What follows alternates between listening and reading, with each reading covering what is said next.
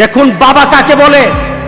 রাসূল সাল্লাল্লাহু আলাইহি সাল্লাম সাহাবায়ে কেরামদেরকে উদ্দেশ্য করে বলছেন, আজকে যদি আমার মেয়ে ফাতিমা যদি চুরি করত আর আমার সামনে এইভাবে আনা হতো, তাহলে আমি মুহাম্মদ সাল্লাল্লাহু আলাইহি সাল্লাম আমার হাত দিয়ে তার হাতটা কেটে ফেলতাম।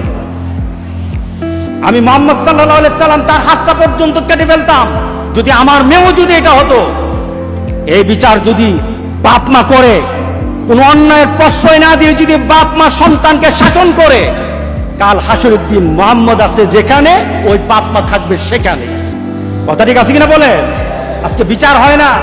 ছেলে চুরি করে, ছেলে বিভিন্ন ধরনের চুরি করে বিচার করে না বাবা, বাবা বরং চোরকে বাঁচানোর চেষ্টা করে, তদবির করে। এমন আছে কিনা বলেন? ছেলে অন্যায় করে, ছেলে অন্য মেয়ের সাথে টিপটিজিং করে, অন্য মেয়ের সাথে খারাপ ব্যবহার করে, অন্য মেয়ে আবার ছেলেদের সাথে খারাপ ব্যবহার করে, বাবা এটা দেখে না, ছেলে আর মেয়েকে বাঁচাতে চায়। কাল হাসরের দিন আল্লাহ সুবহানাহু ওয়া তাআলার দরবারে ওই সন্তান বলবে, আমার মাকে আমার বাবাকে আমার পায়ের নিচে আনো।